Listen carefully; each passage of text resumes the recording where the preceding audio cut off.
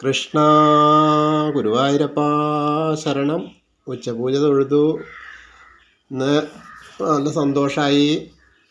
ഇന്ന് ഉച്ചപൂജ ഉണ്ടായിരുന്നത് മേൽശാന്തിയാണ്, മധുസൂദനൻ നമ്പൂതിരിയാണ്.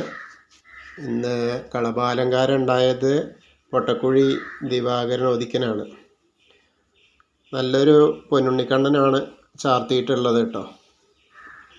ശ്രീലകത്ത് താമരയുടെ മുകളിലാണ്, താമര ഇലകളൊക്കെ ഉള്ളൊരു താമരത്തണ്ടിൻ്റെ മുകളിൽ താമര അങ്ങനെ വിരിഞ്ഞ അതുപോലെയാണ്. അതിൻ്റെ മുകളിലിരിക്കുന്ന പൊന്നുണ്ണിക്കണ്ണനാണ്. നല്ല രസമായിട്ടുണ്ട് താമരയും കാണാൻ, ഉണ്ണിക്കണ്ണനെയും ഒക്കെ കാണാൻ നല്ല രസമുണ്ട്. വലത്തെ കയ്യിൽ വെണ്ണ ഉരുളിയുണ്ട്, ഇടത്തെ കയ്യിലൊരു ഓടക്കുഴൽ വെറുതെ ഇങ്ങനെ പിടിച്ചിട്ടുണ്ട്. വെണ്ണ ഉരുള കിട്ടിയ സന്തോഷത്തിലാണ്, വെറുതെ അല്ല ചിരിച്ചും കൊണ്ടായിരിക്കണത്. വെണ്ണ ഉരുള കിട്ടിയല്ലോ, അമ്മ തന്നതാണെന്ന് തോന്നുന്നു. താമരയുടെ മുകളിൽ ഇങ്ങനെ പോയിരുന്നപ്പോഴേ അമ്മ കൊടുന്നു കൊടുത്ത, യശോദ അമ്മ കൊടുന്നു കൊടുത്തന്നാണെന്ന് തോന്നുന്നു.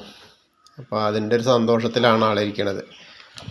വളരെ സന്തോഷമായിട്ടിങ്ങനെ പുഞ്ചിരിച്ചിരിക്കുകയാണ്. ചെറിയ ഒരു പൊന്നുണ്ണിക്കണ്ണനാണ്, വലിയ തടിയൊന്നുമില്ല, അത്യാവശ്യം കാണാൻ നല്ല ചന്തമുള്ള ഒരു പൊന്നുണ്ണിക്കണ്ണൻ. ചെറിയ കുട്ടികളാകുമ്പോൾ തന്നെ നല്ല ചന്തല്ലേ, അത് ഭഗവാനാകുമ്പോൾ പ്രത്യേകിച്ചും പറയാനില്ലല്ലോ. ആ ഒരു നുണക്കുഴിയും ഇതൊക്കെ ഇങ്ങനെ ആയിട്ടിങ്ങനെ ഇരിക്കുന്ന ഒരു പൊന്നുണ്ണിക്കണ്ണനാണ്. ആ പീലി, തിരുമുടിയിൽ പീലിയൊക്കെ വെച്ചിട്ടുണ്ട്, ഒരു 3 പീലിയൊക്കെ ഇങ്ങനെ കളവം കൊണ്ട് ചാർത്തിയിട്ടുണ്ട് കേട്ടോ. കൈത്തളകളുണ്ട്, കാൽത്തളകളുണ്ട്, ഒരു നെക്ലസ് പോലത്തെ ഒരു മാല ഉണ്ട്, പിന്നെ ഉണ്ടമാല ഉണ്ട് ചാർത്തിയിട്ടുണ്ട്.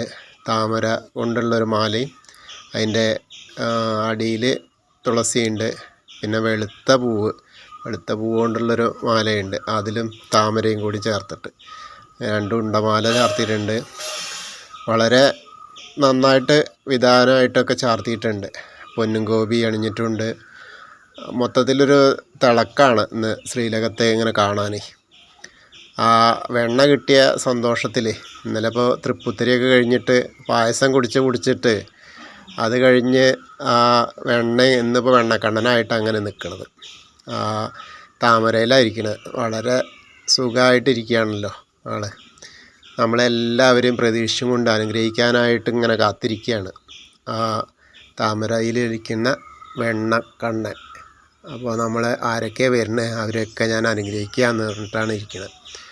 നമുക്ക് എന്നെ ശ്രവിക്കുന്ന എല്ലാവരും, ഇപ്പോൾ നമ്മൾ ഗുരുവായൂരെത്തി. ഗുരുവായൂർ അങ്ങോട്ട് കയറുകയാണ് കേട്ടോ, അമ്പലത്തിൻ്റെ ഉള്ളിലേക്ക് കയറുകയാണ്. അപ്പോൾ അങ്ങനെ ചുറ്റമ്പലം കഴിഞ്ഞ് നാലമ്പലത്തിലേക്ക് കയറിയിട്ട് നമ്മളിപ്പോൾ വാതിലിലൂടെ അകത്തേക്ക് എത്തി. അകത്തുനിന്ന് ആ മണിമണ്ഡപത്തിൻ്റെ അവിടെ നിന്ന് നോക്കുകയാണ്. അപ്പോൾ ഒരു നോട്ടം കണ്ടു. അപ്പോൾ കണ്ടപ്പോൾ തന്നെ ഉണ്ണിക്കണ്ണനെ കാണുകയാണല്ലോ. അത് കഴിഞ്ഞ് നമ്മൾ സോപാനപ്പടിയിലേക്ക് എത്തുകയാണ്. അപ്പോൾ ആ സോപാനപ്പടി അവിടെ നിന്ന് ഇങ്ങനെ നോക്കുകയാണ്. നമ്മൾ അകത്തേക്ക് നോക്കുമ്പോൾ ആകെ തിളങ്ങി നിൽക്കുകയാണ്. സ്വർണ്ണ വിളക്കിൻ്റെ, നെയ്വിളക്കിൻ്റെ ഇങ്ങനെ പ്രഭയിലിങ്ങനെ ആ പൊന്നുണ്ണിക്കണ്ണൻ ഇങ്ങനെ തിളങ്ങി നിൽക്കുകയാണ്. വെണ്ണ കഴിക്കുന്ന ആ പൊന്നുണ്ണിക്കണ്ണനെ കാണാൻ തന്നെ കാരണം ഭഗവാൻ തന്നെ നല്ല സുഭിക്ഷമായിരിക്കുന്ന ആളായിരിക്കുമ്പോൾ നമ്മൾക്ക് ഭക്തർക്ക് എല്ലാവർക്കും അതിൻ്റെ ഒരു അനുഭൂതി കിട്ടുമല്ലോ. അപ്പോൾ അത് കൊണ്ട് നമ്മളും ഭക്ഷണമൊക്കെ കഴിച്ച് നല്ല നിലയിൽ ആണല്ലോ നമ്മൾ ചെല്ലണത് എന്ന് വിചാരിച്ചിരിക്കുകയാണ് ആൾ. അപ്പോൾ എന്തായാലും നമ്മളെ കഷ്ടങ്ങൾ പറയാനും കൂടിയാണെന്നുള്ളത് അദ്ദേഹത്തിന് അറിയാം. എന്നാലും നമ്മൾ പറയട്ടെ, ഭക്തർ പറയട്ടെ. എല്ലാം അറിയുന്നവനാണല്ലോ നാരായണൻ. പക്ഷേ എന്നാലും നമ്മളവിടെ ചെന്നിട്ടൊന്ന് പറഞ്ഞാൽ നമ്മളെ മനസ്സിൽ നിന്ന് ആ ഭാരം ഇറങ്ങുകയും ചെയ്യും. അപ്പോൾ അതിൻ്റെ ഒരു പ്രത്യക്ഷത്തിൽ അങ്ങോട്ട് നമുക്ക് അതിൻ്റെ ഒരു മറുപടി കിട്ടുന്ന തരത്തിൽ കാര്യങ്ങൾ ഉണ്ടാവുകയും ചെയ്യും. നമ്മളെന്താണോ ഉദ്ദേശിച്ചത് ആ കാര്യങ്ങളൊക്കെ നടത്തി തരാനായിട്ടാണ് അദ്ദേഹം അവിടെ ഇരിക്കുന്നത്.